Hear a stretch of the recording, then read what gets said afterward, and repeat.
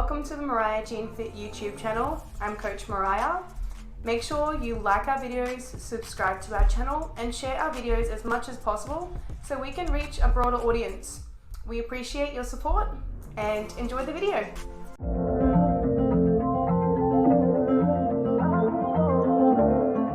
Hello and welcome to another vlog on YouTube and podcast on Spotify by the Fit Minds podcast. Coach Mariah here. Today we're going to tackle the topic of meal planning versus macro tracking versus flexible dieting. Now these are three main branches and approaches that we can use as nutritionists. You will see other approaches in the industry, but these are going to be the ones that I compare today because there is this ongoing fiery debate as to which approach is the best. So which approach is the gold standard in nutrition practice and intervention for clients, and possibly for coaches listening, which one should you be using for your clients, and for clients listening, which one is right for you. So it seems unresolved, as most practitioners will be very much in favor of one approach more than the other most of the time, especially if they are quite busy and they're booked out. They've found a method that works really well for them in practice and that they like and they prefer to use. You will find that a lot of beginner coaches or even intermediate or part-time coaches may do a combination of meal planning and macro tracking, and some may also do a combination of all three. Some may just do a combination of macro tracking and flexible dieting. And what this looks like for each practitioner is going to be slightly different depending on things like their preferences for whether they deliver meal plans via a spreadsheet or whether they do it in a Word document. But for the most part, the structure of each one of these styles is going to be fairly similar in the approach from a core perspective. And then obviously there can be subcategories of these approaches which may combine a few of the types of approaches. And that's what I really want to dive into today, is that there may not be a clean-cut answer to this question, and it may depend. In fact, it does depend on lots of different things. But I'm going to go over the different styles, the benefits and the downsides of the styles, maybe examples where it would be suitable to prescribe this style of nutritional intervention for a client, or where it would be appropriate for a coach to use this nutritional intervention. Perhaps maybe their style of coaching may call for it or may not call for it. And it's interesting because we focus a lot on, what does the client need? And sometimes the client may need something that you don't provide or that you don't want to. And in this case, you may need to refer onwards. So this is a podcast, weirdly, for clients and for coaches, which I really like. I like producing content like this because it actually allows me to practice a lot of transparency in my own business and my own approach. Now, I'm not going to let my bias to what I prefer come into this podcast. I will obviously start off with mentioning that I will only currently coach macro tracking and coaching one-on-one as it stands for my current coaching model. Okay? Now, this isn't because I haven't had success with meal planning in the past for clients. The fact is, I actually started my business with meal planning, and that was what I did before I even taught people how to track macros. And usually you'll find that this method can work really well for once-off sales for clients where they might get a meal plan from you. You might be getting a meal plan from a coach, and you might just go, I just want this for now to obviously get me going, or to tie me over into a particular period, or whatever motivational reason you have for that. But I used to do meal plans and I no longer do. And one of the major reasons is because I got too busy. Okay, it's a very good problem to have, but I got booked out. I was, doing meal plans with a 3 to 4 week wait on plans, and I realized that the time taken to do these plans was actually consuming a lot of my time, and I wasn't able to pay as much attention to my one-on-one clients that were doing macro tracking, which I actually really enjoyed teaching them because this was a long-term sustainable process. So I moved away from meal planning and certainly moved into macro coaching, where I can teach people how to create their own meal plans.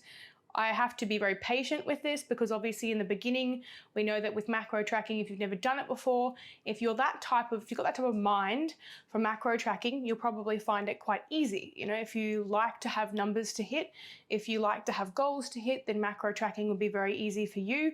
If you're not very good with numbers, if you don't like writing things down, or at least recording them on your phone, you may have an issue with macro tracking. So I'm going to dive into all the ins and outs of each type of and way of eating, which involves the positives and the negatives of each approach and style. But as I mentioned, I moved away from meal planning because of a time issue. And obviously we only have so many hours in the week, and I had to look at a more scalable model for my business, which meant teaching, my girls and my guys macro tracking, how to track with things like educational videos, which meant that I could cover the same topic, right? And actually deliver that to multiple people that required that particular topic. And I found that this has actually been a very sustainable model for me as a coach, and I can actually keep up with the workload and have obviously a cap for how many clients I have. Now, I've said this in previous podcasts, I'm fully booked for one-on-one coaching spots, but I do this fierce journey, which is still macro tracking, just I don't do any check-ins with them. And this again is macro tracking, but obviously I work with clients in the recipes that I've written, which are quite macro friendly. And this is kind of a style of meal planning where I like to actually give the client the steering wheel and I don't actually take over for them. So I actually like to empower my clients, and that's part of why I like macro coaching. Now, obviously, macro tracking is not for everybody, and I'll dive into why, because I'll dive into meal plans and the benefits of meal plans and who it might benefit. But for my scope, number one, obviously, and number two, for my target market and who I actually want to coach, I prefer clients who like to track as well. So just keeping in mind that just because I'm a macro tracking coach doesn't necessarily mean that meal plans and flexible dieting aren't approaches that I have used, that I will use, and that are going to be beneficial for clients. I no longer do meal planning, but flexible dieting is certainly something that I implement in with macro tracking, as this is something that I like to teach also. And that's just because obviously I like to have sustainability for clients. I like to have clients long-term as well, so they're not short-term clients. And certainly I like to work with clients that are ones that want to change long-term and actually want to learn the skills long-term. And that may not be you, you may be so busy that you don't think you can fit in tracking your food. And in that case, that's where I would refer outwards to a coach who does meal planning. Maybe they might be in a position where I used to be when I first started coaching, where this is something that's feasible for them. So obviously the idea of giving clients and empowering clients, giving clients the steering wheel and empowering them is encompassed in my business ethos, So when I look at this from a coaching perspective, meal planning is no longer in my business ethos because I don't want to give people a temporary solution, and it is obviously sustainable training and nutrition approaches is what I'm looking at teaching and incorporating into my business ethos. So it's also to do with what aligns with me and my methods as a coach. And to give my clients a quality of life long-term, obviously we have to look at long-term solutions and providing those in the way of long-term education. It kind of makes sense. So let's tackle meal plans now that I've described why I do what I do and what I'm going to dive into today. Let's tackle meal plans. Obviously, the purpose behind a tailored meal plan is to help you make changes to your diet that are going to be fairly simple. They're going to be not too far from what you're currently eating, so that and hopefully if a coach is doing your meal plan, it's not going to be a polar opposite to what you're currently eating, but maybe some better swaps for the foods that you like, without having to think too deeply about the how and why you're doing it, okay? So when you look at a meal plan, the simplicity of it is very appealing. I just get told to eat this on this day and this amount of food, and I don't have to think about it. I just do the grocery shop, I cook the food, or I order it through, I might order my Muscle Chef meals, or I might order Core Foods or Nirvana meals, whatever it looks like, or U Foods. And it's as simple as it gets, right? Now, yes, simplicity is quite sellable. If I get a tailored meal plan and it's for me and I can follow it, and it's easy and I don't have to think about it, of course that's quite appealing, isn't it? It's like the takeaway of nutrition changes, the takeaway world of nutrition changes without obviously the downside of takeaway. It's like as easy and convenient as it can be, right? So meal plans are designed around convenience. They're designed around ease of execution. So as I mentioned, easy to do, easy to follow. You don't have to think about it. You don't even have to know what calories are in your food or your meals. You just eat it. Now, I find meal planning is generally something that coaches will, as I said, do very much at the beginning of their coaching, quite a lot of, and then they tend to taper off. Some coaches don't. Some coaches continue to meal plan to this day. They may have been doing it for 20 years, but you usually find those coaches who are just doing meal plans will probably predominantly be doing half and half with online and PT or something like that, where they actually have the time to justify doing these meal plans, okay?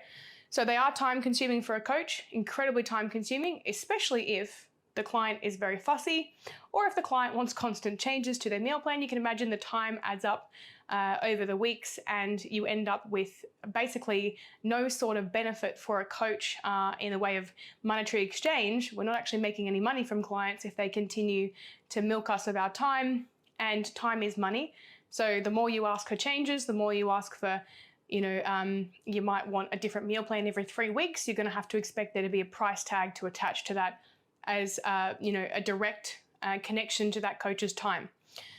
So obviously meal plans can be costly over time. If we understand if a coach is properly charging, they will cost a decent amount of money for the time invested in doing those meal plans. And you'd be surprised how long it takes to do a decent meal plan up, because we have to obviously do all the calculating on our end, and then we have to make sure your meals make sense. Okay, so it is a much harder process because we're trying to guess what you enjoy, and sometimes we may not even know. Sometimes you don't even know what food you're wanting to eat, so it's very difficult for us to predict that. So the method comes with a lack of solid education around the approach. Okay, so there is no sort of how and why explained, which most people think if you like meal plans, I love that. Oh, I love that you don't tell me why or how. I'm oblivious. Ignorance is bliss. If you really think about it that way, I mean, sure, we can drive our car to the mechanic and say, please fix it. I don't care what you do, just do it. But the mechanic always seems to give us the receipt with all the explanation and the breakdown of the parts. And if we ever actually stopped to go through that one day and checked if they are charging us the right prices, or for example, if they're doing things that are unnecessary, etc., we may actually find that educating ourselves may be beneficial in this, because, hey, we might be able to do this ourselves in the future, and it may be taking half the time for us to do it. We won't have to take the car for service, and also it may cost us a lot less in the way of charges. Might be service charges for the mechanic. So when you look at the positives and negatives for education for meal plans, the positives is that you've got guidelines, obviously, so there's that education of portions, but that's about it, okay? There isn't really much in the way of education past that. There's no explanation of how and why. There's no explanation of how to do this yourself, and you end up coming away from a meal plan with very little knowledge on how to actually do this without your coach. And this is probably one of the worst reasons I see that coaches use meal plans, is because they want to keep you forever, okay? They want to make sure that you are reliant on them. One of my major goals as a coach is to actually have my clients graduate from coaching. And this is one of the major reasons I shifted really strongly away from meal plans, because I didn't want to have clients repeatedly having to come back to me for changes in meals.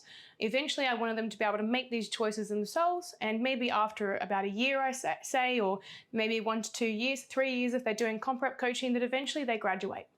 And eventually they can do this by themselves, and sometimes I find that even after the 3 years, they end up wanting to become a coach themselves, okay? And I'm not afraid of that. I think that's a wonderful thing. So, obviously, the downside being a lack of education then creates this strong reliance on the practitioner, removing the client's autonomy. Now, basically, that means that you end up fully reliant on me as your coach, doing your meal plans for you, and I've seen it before a lot with male clients, actually. I see a lot of male clients becoming incredibly reliant on their coaches because they've got to wait for their new meal plan, or they don't know what to eat. They also develop really shitty attitudes towards food, or negative relationships with food, where they might say, look, I can't go out for dinner, or I can't include this meal or this food into my plan because I don't know whether or not it's going to work with my meal plan. I have to ask my coach.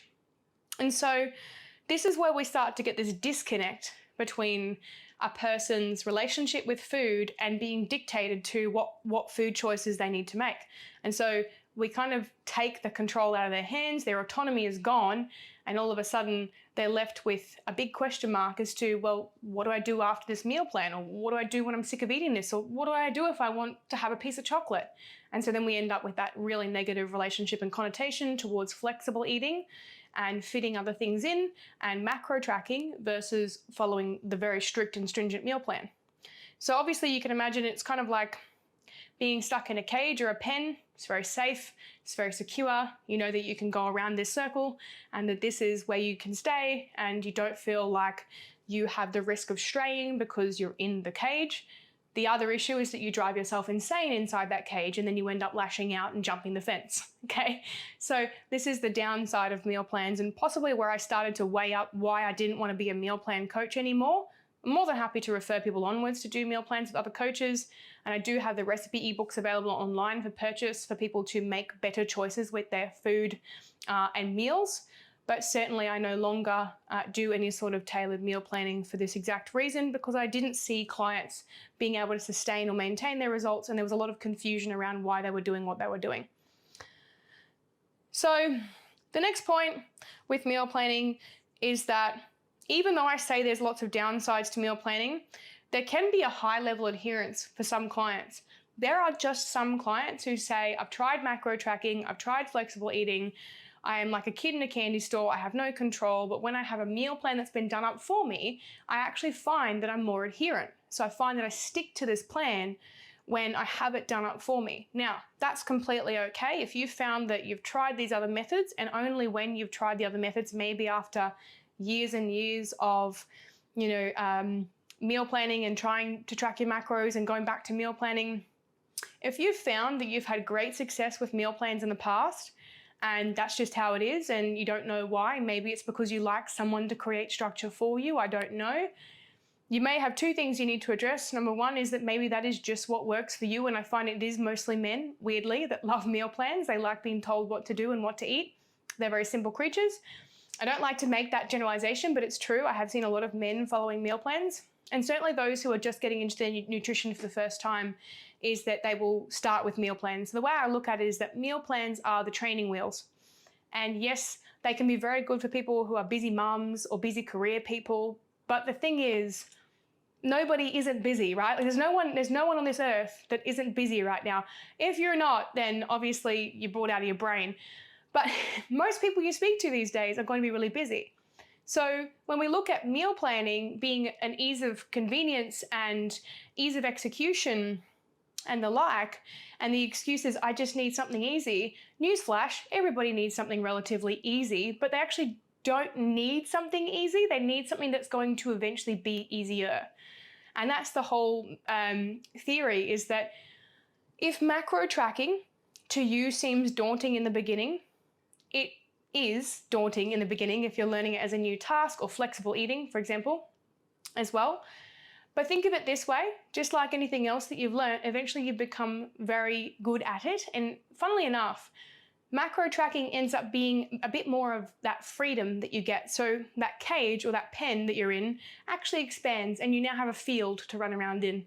And that's the interesting thing, is you've still got guidelines, you've still got structure, and you've still got, this is what your day needs to kind of look like, but you can start to fit things in and you can actually move around more and you have more freedom, so you're less likely to want to escape because you have more choices.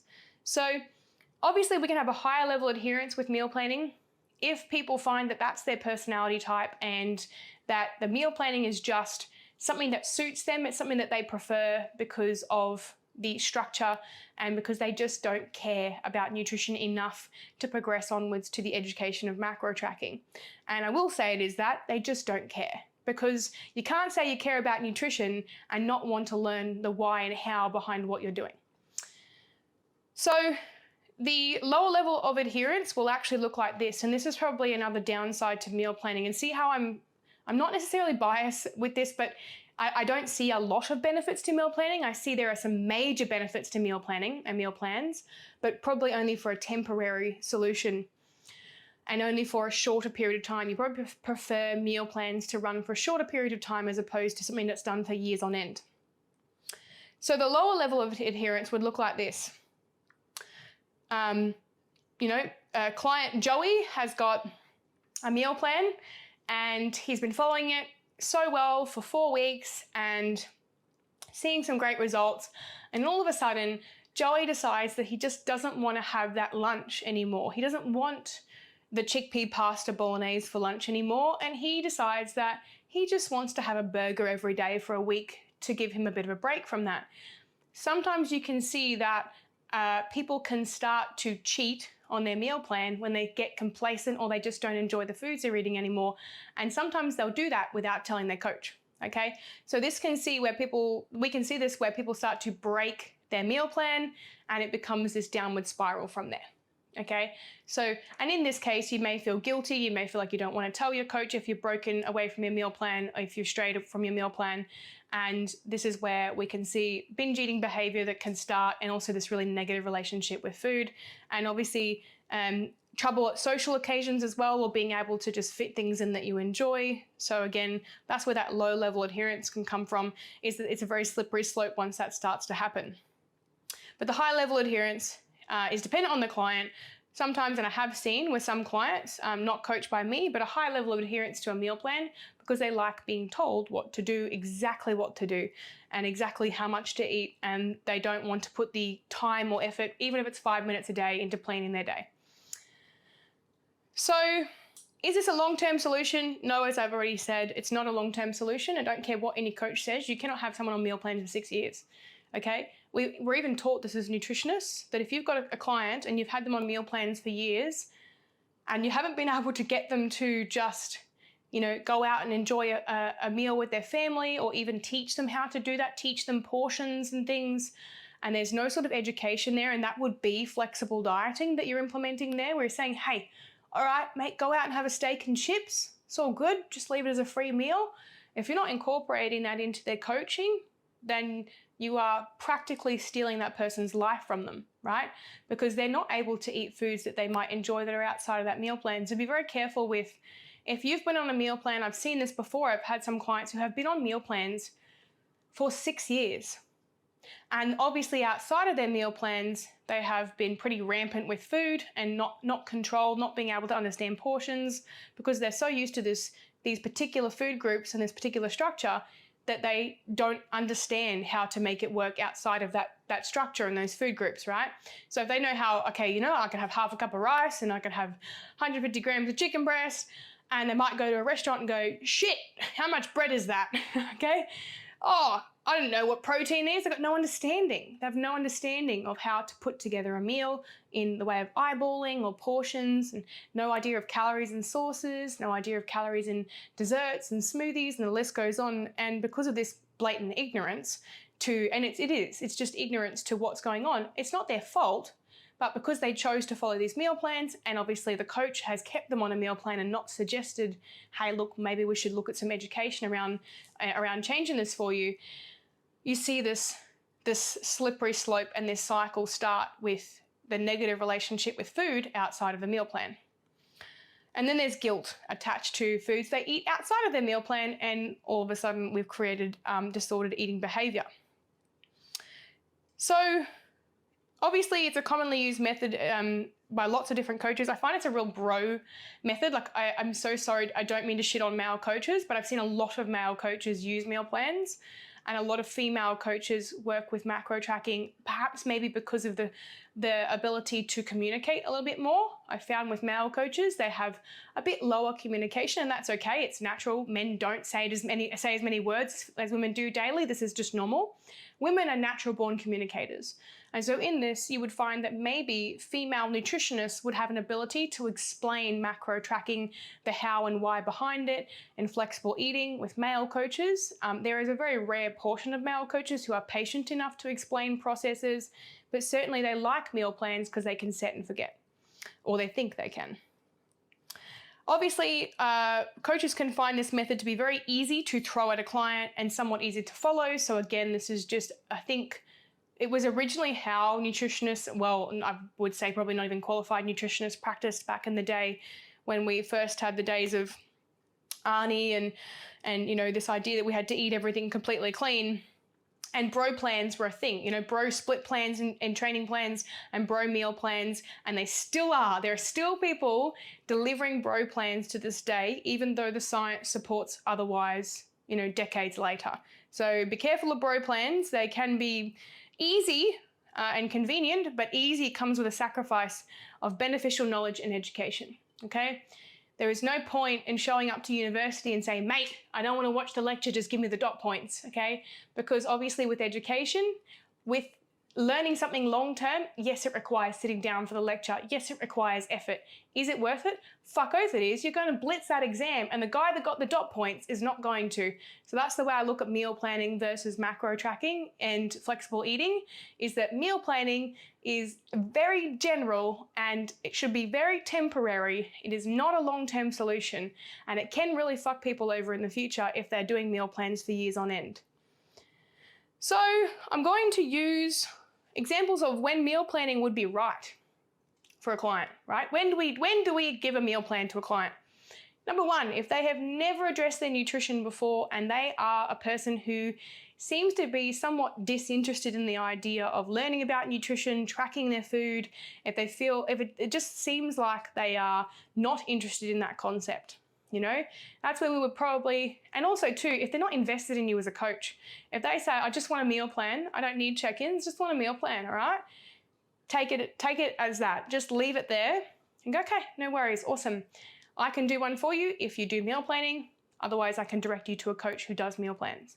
So when would it be right? Obviously, when people find that structure from meal plans is beneficial for them and they prefer someone else doing their planning for them, 100%.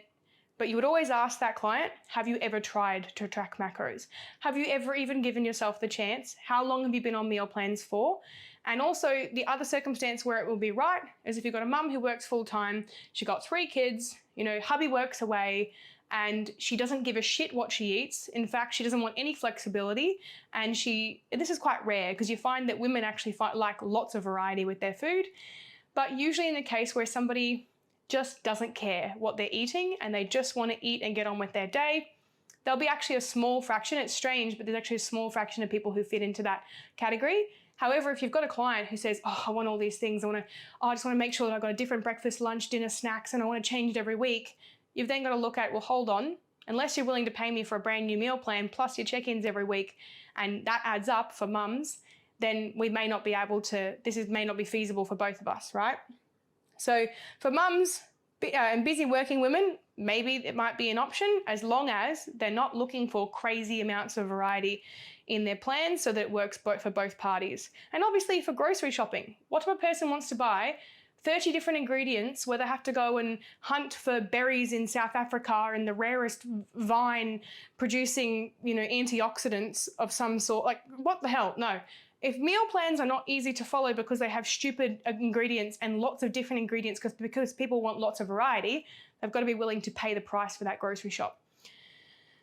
So when would it not be right? I probably have already used this example where people have shown past behaviors of not being able to follow a meal plan, not being able to follow structure, constantly, you know, eating off plan, wanting lots of flexibility, wanting lots of variety, wanting variety throughout their day and their week of food, and everybody needs that.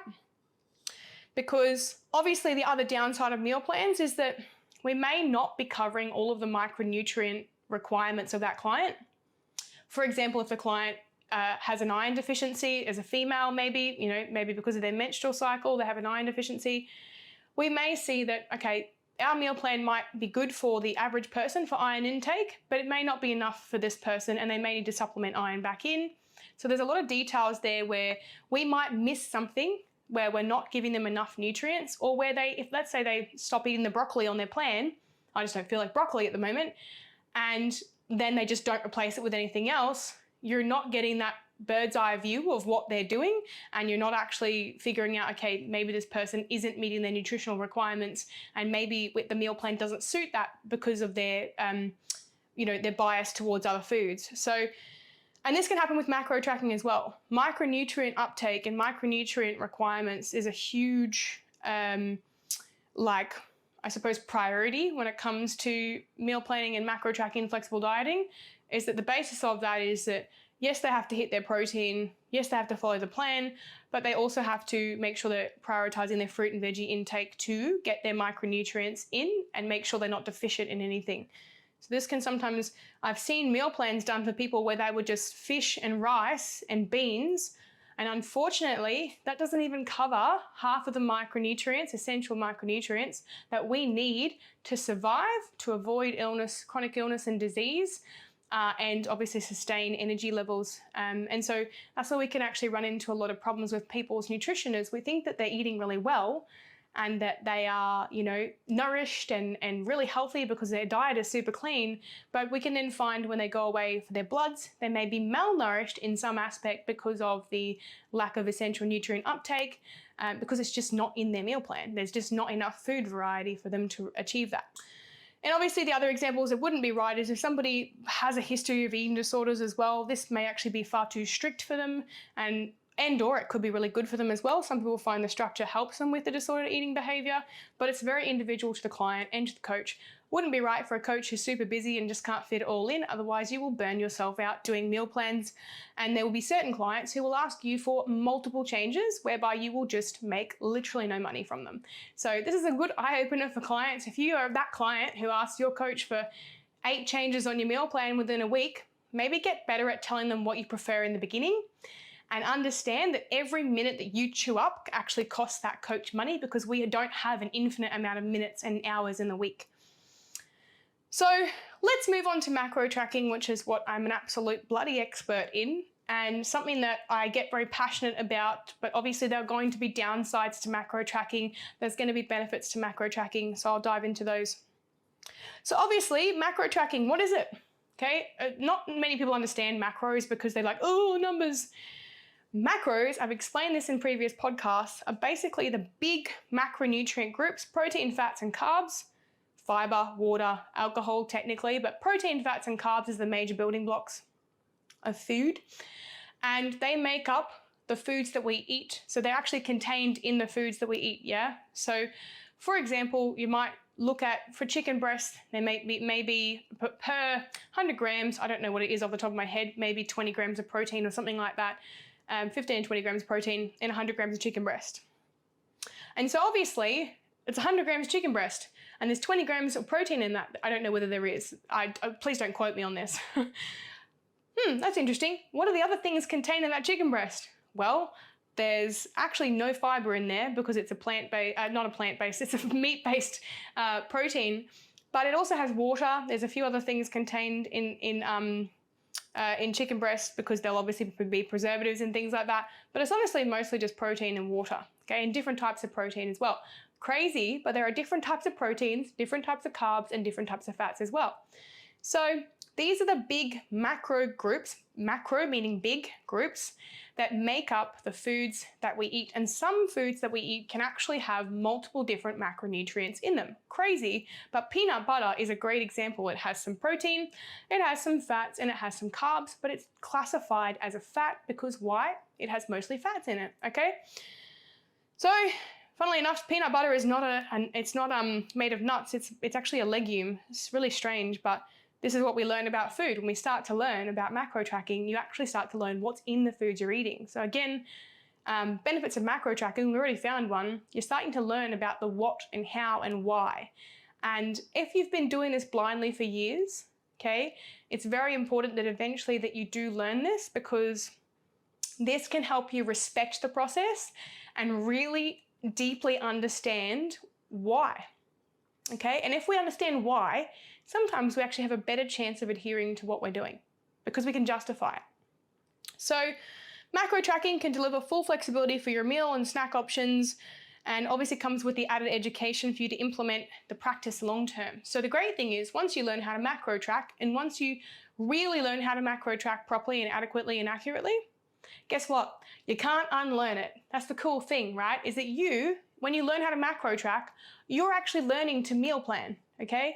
So you're learning to do what that coach was doing for you, and you're learning how to do this so that you can have a little bit of this food today instead of the other one that you were eating, so that you can start to swap things in and out. So you can start to understand what's in food so that you can do this yourself.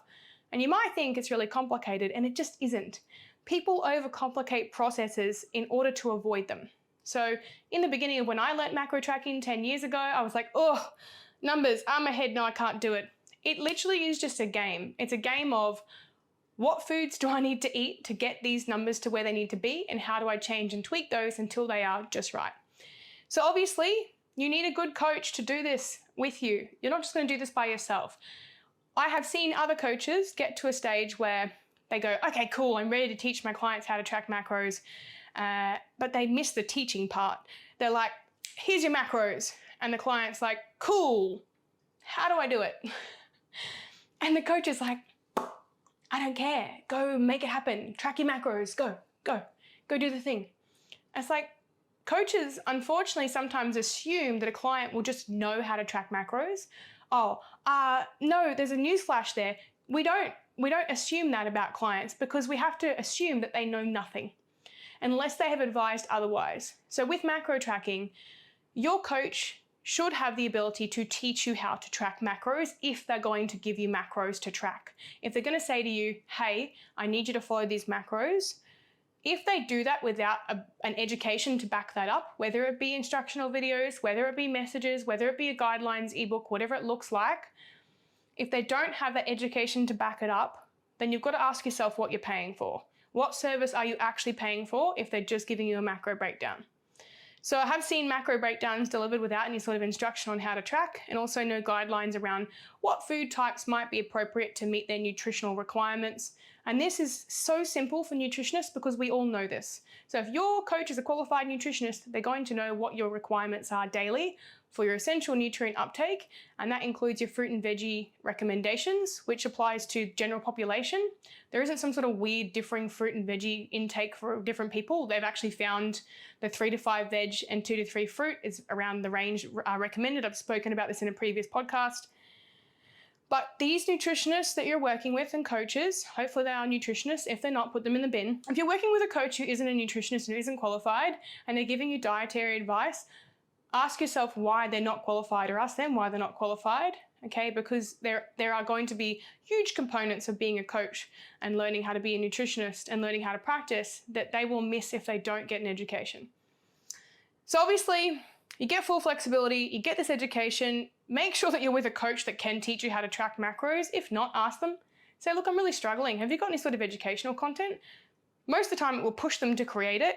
If not, get a coach who does have it. I have literally dozens and dozens and dozens of macro tracking videos I've created because I knew that this was a common issue, is that people didn't know how to track, and I started from literally the basics, going all the way through to advanced tracking so that people can understand what fills the gaps in between and how to get really good at macro tracking so that you can do it in under 5 minutes every day. So obviously, with the right coach, you can be highly effective for implementing sustainable habits, and you don't rely on the need to have your coach to dictate your food choices to you, which means you have lots of freedom and you've got that big pen to run around in, or at least a big field to run around in for flexibility for food choices. The downsides, however, is that it's a temporary tool. Again, not a permanent solution, right? We can't track macros forever. Our life cannot be dictated to by food and numbers and everything matching up and lining up forever. Why? Because this can also create disordered eating patterns where people start to get obsessive with numbers. They actually start to take things a little bit too far. You know, they can't track a meal at Christmas and therefore they're like, oh my God, no, I'm not going to Christmas. That is the downside of macro tracking, is that some people become obsessive. You know, people who've been logging in MyFitnessPal for 10 years straight and they haven't had any time off, that's a problem. And no matter how you look at it, it's a problem. Why? Because that person has not been able to experience life outside of tracking. They haven't been taught, obviously, flexible dieting and how to make those responsible choices with portions, and obviously enjoying time with family and not being isolated from social situations. So the other downside of macro tracking is that, unfortunately, some people can make really silly choices with their food. And I don't mean that they choose things like chocolate and lollies. Some of those things are actually great in moderation for macro tracking and something I encourage clients to implement into their calories, right? But you can see on one side where people will just go crazy and eat nothing but junk food. You know, they'll just eat McDonald's and lollies and chocolate, but there's no fruit and veggie intake. So there's no balance there. And they're like, why am I not hitting my fiber intake? You know, why can't I hit my fiber intake while I'm tracking my food? oh, that's because I'm literally eating nothing but shit all day, right? It's like, have some shit, but just don't base your whole diet around just that. So usually if your diet is quite low in fiber and you're tracking macros, you'll find that you're probably not eating enough fruit and veggies. I can guarantee if your fiber is 10 grams a day, you're not getting a 3 to 5 serves of different vegetables, and you're not getting a 2 to 3 different serves of fruit. You may not be having any veggies at all, okay? And so a lot of your fiber may come from your bread and your cereal, and that's still not enough to meet your target daily.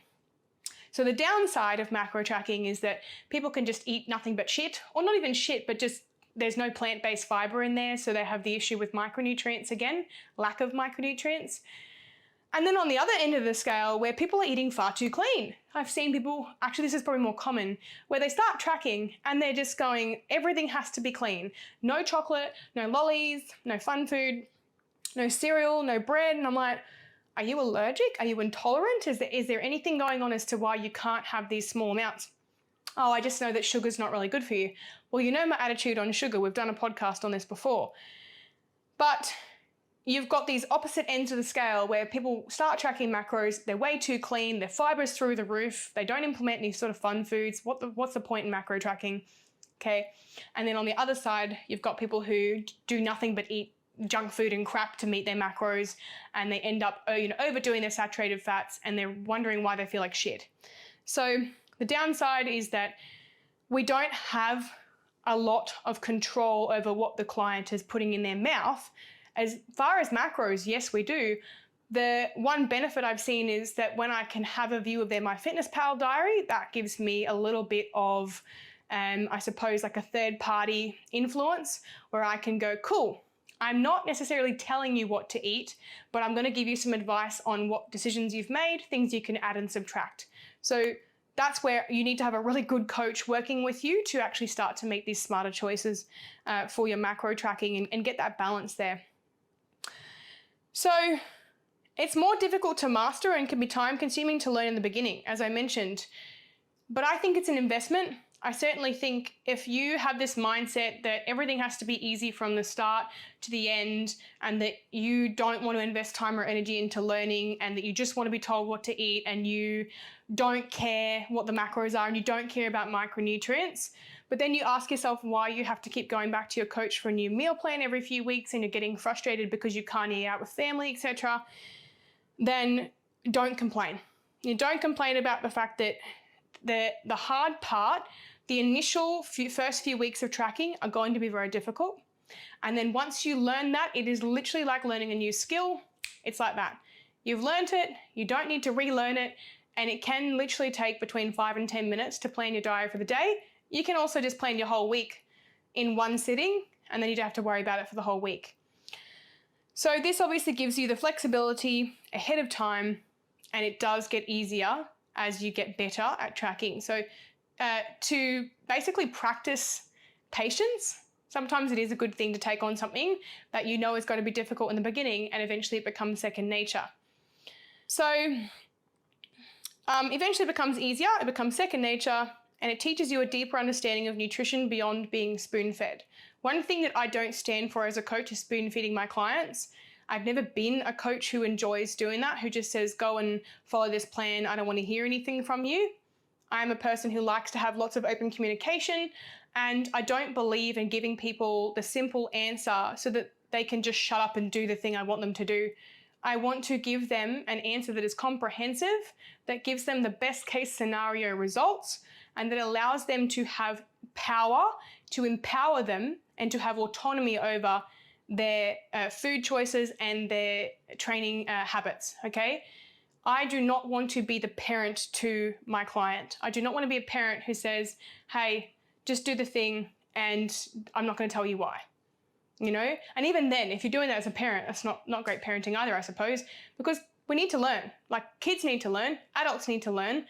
We don't get enough education in schools with nutrition, so it's actually the job of other adults in the future to help other adults learn about nutrition, because without that, we have a missing gap. Why do you think we have an issue with obesity and obviously lots of chronic disease related to overconsumption of calories? Why? Because we don't have enough knowledge and we don't have enough education, and because people have been fairly ignorant to it for quite a long period of time. So when would this be right? Examples of macro tracking, when would it be right? When somebody is curious, obviously, to track macros. When somebody wants lots of flexibility and variety in their meal choices. When somebody seems like they're pretty cluey, they switch on really quickly to things, they like challenges, and they like autonomy. They seem to want a lot of control over things. They almost want to tell you how to coach them.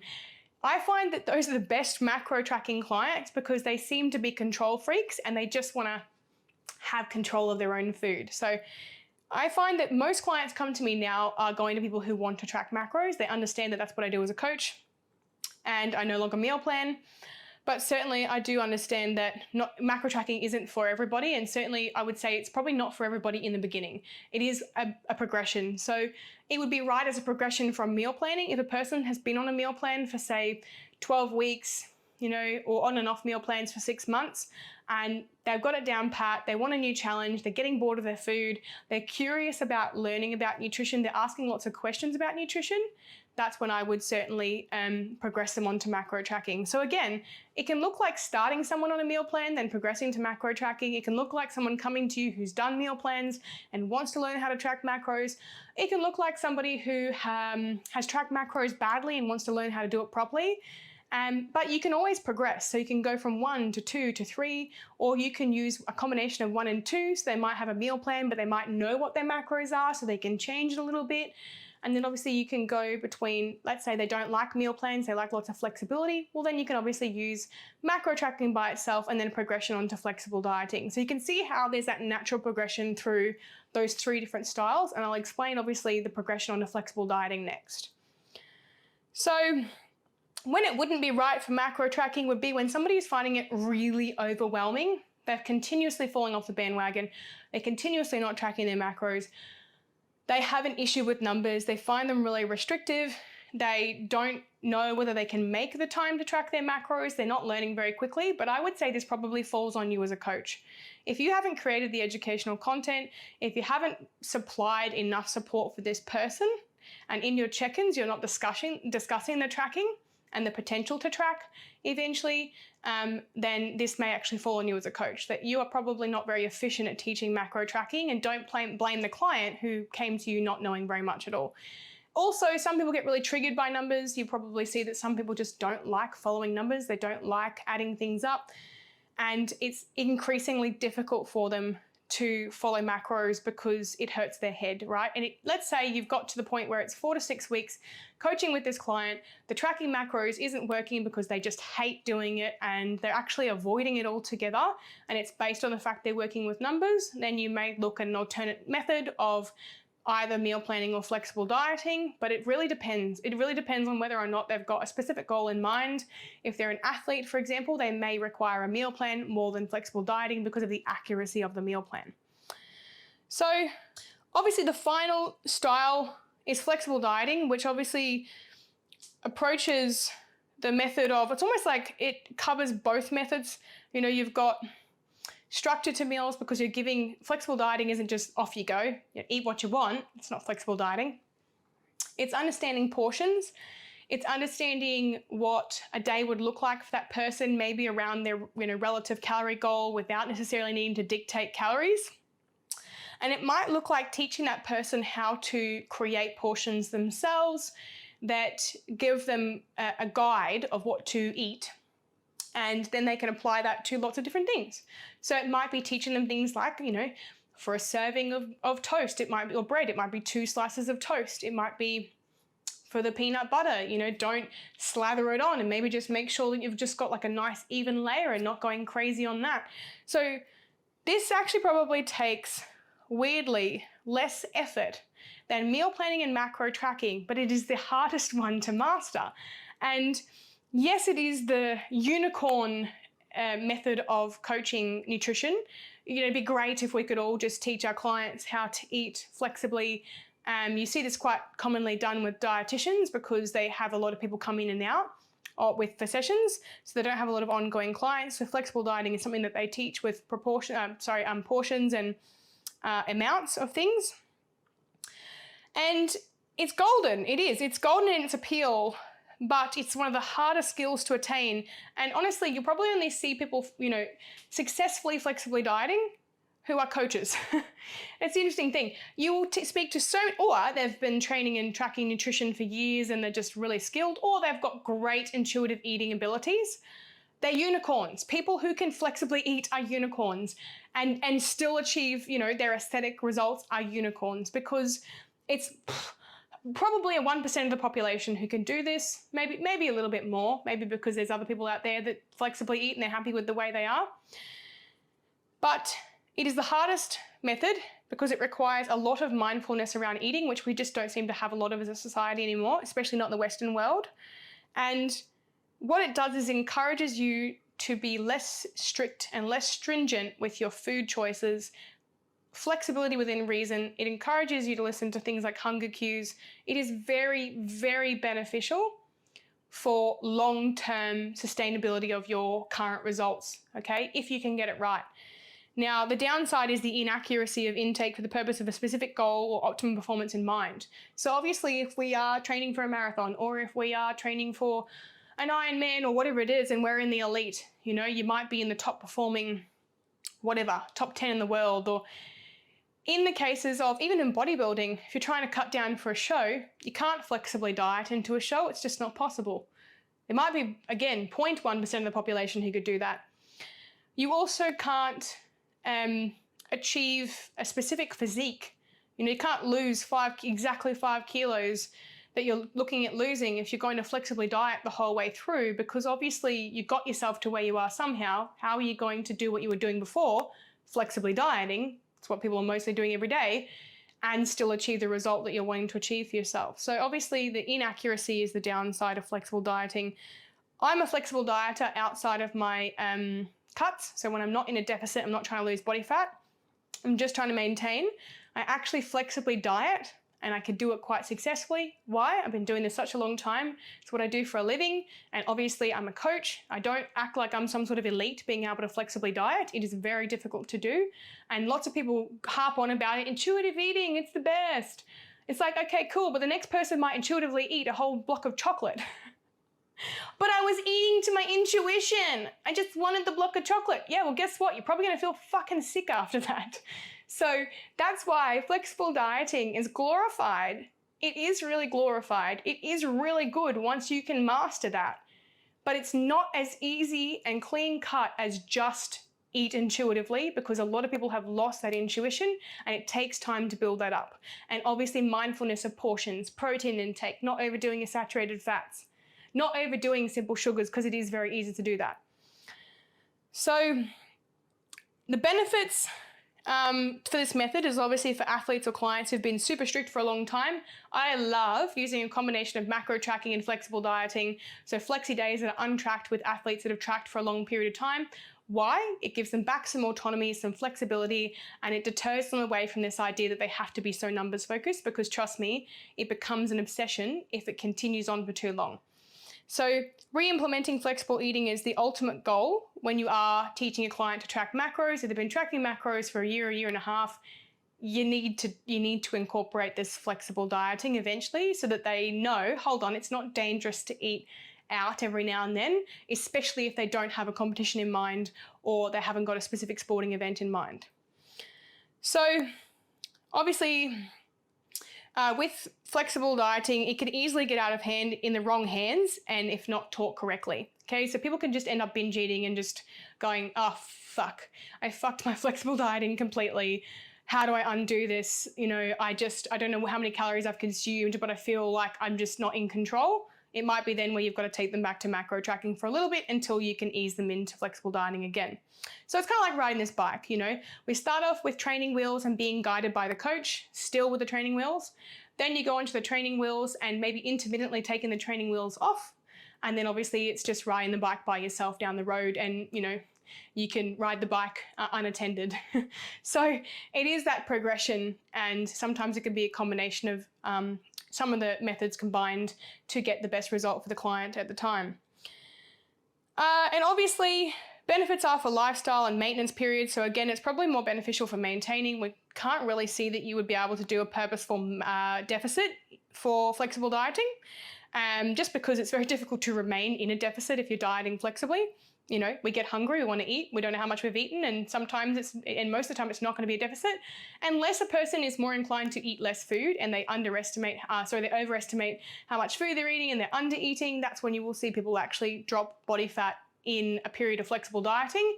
And in that case, it's probably not beneficial because you're trying to teach this person to enjoy life and not be restrictive. So it is a really difficult ball game. Obviously, it can be really good for a surplus, but at the same time, we can end up overdoing it. Mostly our saturated fats in a surplus, and that's the dangerous one that we need to worry about for, flexible dieting.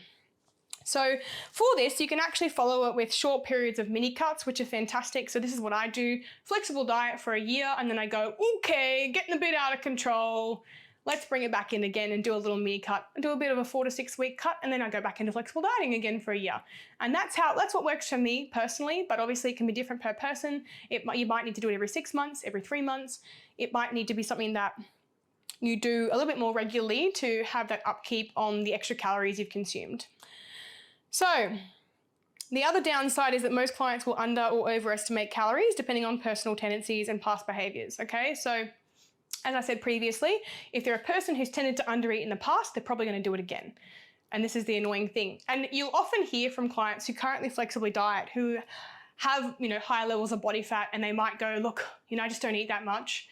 I probably undereat. I can guarantee you they're probably not undereating. They're just not eating the right stuff that's good for them, the nutrients they need. They're eating, maybe small portions, but they're very calorie dense meals. So this is where you see people doing flexible dieting wrong, which is going to be 95% of the population. It's going to be, most people are going to be going, I'm flexible dieting, I don't eat that much. But they have, a Starbucks coffee for breakfast. They might have a croissant for morning tea. They have nothing for lunch. Maybe they have a meat pie in the afternoon. And then for dinner, they have half a frozen pizza. And they're like, oh, but I don't really eat that much. And if you look at it, maybe they've chucked a soft drink in there as well. And maybe they have a rum and Coke at night. All of a sudden, their calories are blown out past what they probably should be consuming for their energy output for the day. And in their mind, they haven't eaten much. Maybe they've had a small packet of lollies. They haven't eaten much, but they've actually eaten quite a lot of calories. So flexible dieting can also find its way on extremes where people are overeating their calories and underestimating how much they're actually eating, okay, which is the majority of the population currently. That's a fact. And then of the Western population. And then you've got on the other side where you've got people who will underestimate how many calories they're eating. Okay, so that they're thinking they're eating less than what they are. And on this side, people overestimate. So they think they're eating a lot of food because they've got big salads and they're eating really clean. And they're like, oh, but I eat so many calories. And then they actually calculate it and they go, shit, I'm not actually reaching my calories and that's why I'm losing body fat. So circumstances where this would be right, examples of flexible dieting would be for people who have tracked for quite a long time and they are just looking to change that and move out of it and get some more flexibility back in their life. You need to know how to make this call as a coach, especially if they're getting obsessive or they seem like they're getting obsessive. And then the other instance would be if you've had an athlete you've worked with for a long period of time, they've been tracking, it's been 20 or 30 weeks and they haven't had any flexible days. Start to implement those flexible days. And flexible dieting for those who are quite skilled in macro tracking like professionals. If you're a coach currently and you don't know how to flexible diet, learn how to flexible diet, okay? Because then you have got a respect and an understanding for it. And also, that's a skill as a coach, is something that you need to develop so that you can actually start to speak from a position of experience. And it's just how it is. You can't be a coach who's stuck on meal plan and macro tracking forever because obviously you've got to know how to ride the bike, yeah? So, in circumstances of, where you've had very stringent and strict tracking to get this more flexible eating in so that we don't have this shitty attitude towards food.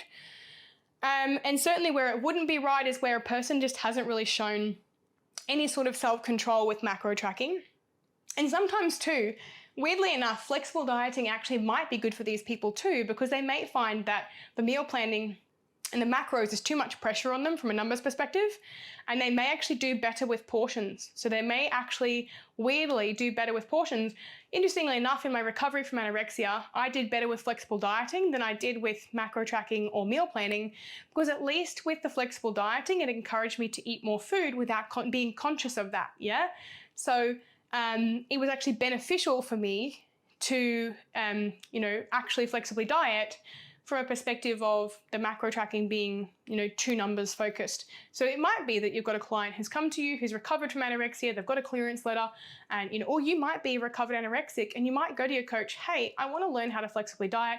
I'm recovered, but I want to get better with this and make some food choices where I can let myself have a burger every now and then and not feel guilty for it. So, and usually it's when they've already worked with another health professional, but we can take over as coaches from there once they've gone through that recovery process. So in any instance, to finish up with the podcast, because I'm right on the hour, we must think about what is feasible for a client and a coach, okay? There's a lot of information out there about what's right for you as a client, and I love that. I think that's fantastic, but we also have to remember as coaches, don't burn yourself out trying to provide every single style of coaching when you just don't enjoy doing it or you just don't believe in it. And I mean that in a sense of you haven't had much success in the past with clients with that particular method. You might find that meal plans is your jam and that's all you want to do. You want to get them in and out. But we know that for most of us as nutritionists, we want to see the natural progression for our clients and long-term education. It might be that you have a better time with meal plans. Maybe you are a male coach and your communication isn't great, but you find that meal plans have provided lots of success for your clients in the past, and that's just your thing. Totally understandable. And again, that's a case of what's right for you as a coach. What are you willing to provide? But also be willing to let clients go. Give them to another coach if your coaching method isn't working for them. And I've had this before where I've had people track macros and they've gone, I just need a meal plan. I just want meal plans. And I've gone, that's cool. No worries. Here's a coach who does it for you. I'm more than happy to pass you on to that coach. I'm not losing a client. I'm actually helping that client get what they need from a service. Both parties must be considered in what works for them and the approach that they prefer, or approaches. So I obviously take on mostly macro tracking and flexible dieting because I'm kind of more towards the middle and end of a person's nutrition journey, and sometimes start if they're willing to take on a challenge of macro tracking or if they learn quickly. And I have found that most of my clients who come to me do learn quickly, and I have lots of educational content that explains it nice and simply so that they don't feel like it's overwhelming. So my style allows for macro tracking to be a lot easier than what it may be with other coaches. Now, it's dependent on many factors, including time management, routine, personality, lifestyle for the client, and the demand for the particular coaching styles or relevant workload for the coach. It's one thing I can't stress enough is that if that coach is booked out, probably don't expect them, and they're online, don't expect them to do meal plans. They probably aren't going to be doing that if they're too busy working with one-on-one clients doing macro coaching or flexible dieting, or if they've got big teams doing sporting events. They may do meal plans for those teams, but the cost is going to be a bit higher. So we must first ask ourselves these questions, as I've mentioned in the caption in my post, my teaser post. So we ask what's feasible for client and coach, and whether you need to pass that client on to a coach that provides that service, or whether or not it's feasible for you to continue to do lots and lots of meal plans and not charge what you need to charge. Is this the right method for you? Okay, so do you actually really want a meal plan and you're macro tracking currently? Or are you on a meal plan and you think, oh, it's driving me insane being stuck on this meal plan. I want to learn, I'm willing, I'm ready. Ask yourself these questions. Is it the right method? Or are you tracking macros and you think, shit, I've been tracking macros for years and I haven't even learned how to eat properly outside of tracking. I probably should give this a go. And then obviously ask, is this the right coach for you? Am I the right coach for you? Is your current coach the right coach for you? Is the coach that you're investigating the right coach for you? Do they tick the boxes for what you think is going to suit you? Do they provide the service? Do they provide the education that's required and that will suit what you need? Is this the right method for you? Is probably the most important question of this podcast are any of these methods, do they sound like they appeal to you? And then maybe find the coach that provides them. And respectively, for the coach, is this the right method for the client? Okay, it comes back to that all the time. Is this what the client needs? Don't put yourself first, put the client first. And is it the right client for you? Don't be afraid to pass on a client. Don't be afraid to give a client to somebody who can provide a service that you don't, or that you are not capable of providing, or that you simply don't practice currently because of a time constraint. It's okay to pass on a meal plan client to a coach who does meal plans. It's okay to pass on a client to a macro coach who does macro coaching. And it's okay to pass a client on to a professional who can teach them how to eat flexibly, or it's okay to adopt two methods at the same time that may look like it suits that client best. So it's a hybrid approach for me, certainly, always. There's always a progression. And it depends. As we learn in sports nutrition, as SNA says, it depends. As IOPN says, these are the providers of our certifications and our graduate diplomas in nutrition and performance nutrition. It depends. Okay, that's it from me. I hope you have a wonderful day, evening, morning, wherever you are in the world. I'm looking forward to doing another podcast for you soon. Thanks a lot. Bye.